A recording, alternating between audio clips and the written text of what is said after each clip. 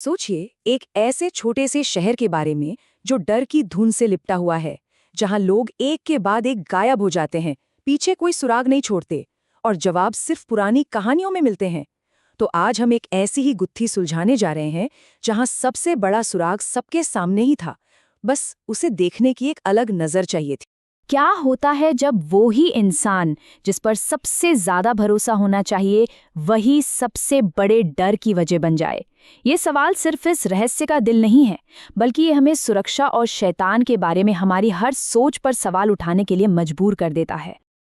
अपने दिमाग में एक ऐसे शहर की तस्वीर बनाइए जो हमेशा बारिश में भीगा रहता है, जहां डर लोगों के अंदर तक बस चुका है। यहाँ लोगों का गायब हो जाना इतना आम है जितना कि तूफान का आना, और पुलिस के हाथ बिल्कुल खाली हैं। और जब कोई जवाब नहीं मिलता तो एक पुरानी कहानी, अश्वत्थमा के श्राप की कहानी, अंधेरे से निकलकर एक खौफनाक वजह बन जाती है। तो इस पूरे खेल में 4 मुख्य खिलाड़ी हैं। पहले डिटेक्टिव आदर्श, जो अंधविश्वास की इस दुनिया में लॉजिक और साइंस की आवाज है। उनके साथ हैं शेरिफ राहुल, एक पुराने खिलाड़ी जो शहर के हर राज को जानने का दावा करते हैं। फिर आती है डॉक्टर रीना, एक ऐसी फोरेंसिक एक्सपर्ट जो मुर्दों से भी सच उगलवा सकती हैं। और आखिर में अर्पित, वो नौजवान कलाकार जिसके गायब होने से इस विस्फोटक केस की चिंगारी भड़कती है। और यहीं पर 2 दुनियाओं की टक्कर होती है। एक तरफ डिटेक्टिव आदर्श का ठंडा सख्त लॉजिक, और दूसरी तरफ शरीफ राहुल, जिसे लगता है कि शहर की नस नस में बसा अंधविश्वास ही सच है। ये सिर्फ 2 अफसरों की सोच का फर्क नहीं है, ये वो बुनियादी लड़ाई है जो तय करेगी कि उनका सामना किसी इंसान से है या किसी साये से। लेकिन जब शहर की गलियां खामोश हो जाती हैं, तब सच ऐसी जगहों से फुसफुसाता है जहां किसी की नजर नहीं जाती। तो चलिए अब हम चलते हैं फोरेंसिक लैब की गहराइयों में, जहां एक माइक्रोस्कोप वो सुराग उजागर करने वाला है जो सब कुछ बदल कर रख देगा। ये थे डॉक्टर रीना के शब्द, एक ऐसी खोज जो सबको हिला कर रख देने वाली थी। जब वो विक्टिम्स के डेंटल एक्सरेज देख रही थी, उन्हें दांतों पर एक अजीब सा निशान मिला। ये कोई नेचुरल चीज नहीं थी, ये कोई बीमारी नहीं थी, नहीं, ये जानबूझकर किया गया था, एक हमला। और इस निशान को एक नाम मिला, खामोश एनामल, एक शैतानी सिग्नेचर जो उन मामलों को एक धागे में पिरो रहा था जो अब तक बिल्कुल अलग थलग लग रहे थे। अचानक पूरी तस्वीर ही बदल गई। वो अलग अलग कातिलों को नहीं ढूंढ रहे थे, बल्कि एक ही शैतान का पीछा कर रहे थे। तो इस निशान से क्या पता चला? पहली बात, ये प्रोफेशनल डेंटल टूल से बनाया गया था, लेकिन इसका तरीका बहुत अनाड़ी था। मतलब कातिल कोई डेंटिस्ट नहीं है, पर उसके पास उनके औजार जरूर हैं। और सबसे जरूरी चीज, वो एक खास ज्योमेट्रिक पैटर्न छोड़ रहा था। वही ज्योमेट्रिक पैटर्न, वही अब एक नक्शा बन जाता है। एक ऐसा नक्शा जो किसी खजाने तक नहीं, बल्कि सीधा एक जीते जागते बुरे सपने की तरफ ले जाता है। वो इस निशान के पीछे पीछे एक वीरान खदान तक पहुंचते हैं, जहां एक बंद दरवाजा शहर के सबसे काले राज खोलने का वादा कर रहा है। अंदर जो मंजर था वो किसी के भी होश उड़ा दे। ये तहखाना नहीं था, ये एक मकबरा था। दीवारों पर सैकड़ों इंसानी दांतों के प्लास्टर कास्ट लगे थे। हर एक कास्ट एक ट्रॉफी, एक छीनी हुई जिंदगी की खामोश गवाही। ये दहशत की एक लाइब्रेरी थी। तभी उस तहखाने में एक रेडियो ट्रांसमीटर से एक अजीब सी बिगड़ी हुई आवाज गूंजती है। वो खुद को अश्वत्थामा कहता है, और ये आवाज कातिल की सोच को सामने रखती है। वो खुद को कातिल नहीं मानता, बल्कि सच्चाई का रखवाला मानता है, जहां सच्चाई सिर्फ दांत और हड्डियां हैं।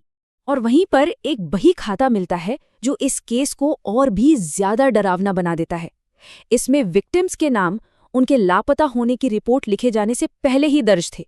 इसका मतलब साफ था, ये कोई अचानक होने वाले जुर्म नहीं थे। कातिल पूरी प्लानिंग से काम कर रहा था। और फिर वो पल आता है जो सब कुछ बदल देता है। जब उस बही खाते की लिखावट का मिलान पुलिस फाइलों से किया जाता है, तो एक ऐसी सच्चाई सामने आती है जो रूह कपा दे। लिखावट बिल्कुल एक जैसी है। कातिल कोई बाहर वाला नहीं है, वो उन्हीं में से एक है। अचानक सारे टुकड़े जुड़ जाते हैं और एक ऐसी भयानक तस्वीर बनाते हैं जिसकी किसी ने कल्पना भी नहीं की थी। अब सवाल ये नहीं था कि ये किसने किया, सवाल ये था कि वो इतने अंधे कैसे थे। सच सामने था, शहर का रखवाला ही भेड़िया था। और जैसे ही डिटेक्टिव आदर्श और डॉक्टर रीना इस सच को समझने की कोशिश कर रहे होते हैं, तहखाने का दरवाजा एक चरमराहट के साथ बंद हो जाता है। कोई उनके पीछे है। बाहर निकलने का रास्ता बंद हो चुका है। वो कातिल के साथ उसकी ही गुफा में फंस चुके हैं। अंधेरे से एक जानी पहचानी शक्ल उभरती है, शेरिफ राहुल। उसके ठंडे तंजिया लफ्ज आखिरी सबूत हैं। वो लोक कथा, वो कोई अंधविश्वास नहीं था, वो एक ढोंग था, एक ऐसी कहानी जिसे वो खुद हवा दे रहा था ताकि अपने गुनाहों पर पर्दा डाल सके। कातिल शेरिफ राहुल था, वही आदमी जिसकी जिम्मेदारी सबकी हिफाजत करना था, वही सबका शिकार कर रहा था। एक ऐसा धोखा जो शहर के भरोसे को हमेशा के लिए तोड़ देगा।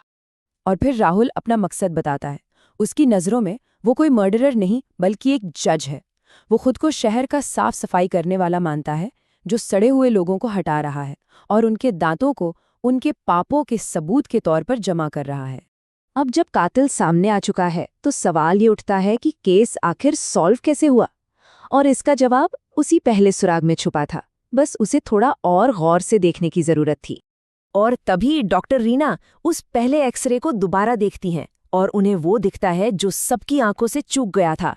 वो जियोमेट्रिक पैटर्न एवं नहीं था। इनेमल पर जो दरारें थीं वो असल में अक्षर बना रही थीं। 2 अक्षर जो बड़े सलीके से खुरचे गए थे। RS राहुल सिंह। कातिल सिर्फ निशान नहीं छोड़ रहा था, वो बड़े गुरूर से हर विक्टिम पर अपना नाम लिख रहा था। और आखिर में डॉक्टर रीना की ये बात हमें एक गहरी सोच में छोड़ जाती है। ये कहानी हमें याद दिलाती है कि सबसे बड़े और भयानक राज अक्सर एक जानी पहचानी मुस्कान के पीछे ही छुपे होते हैं, और कभी-कभी सच को देखने के लिए मुस्कुराहट के पार झांकना पड़ता है।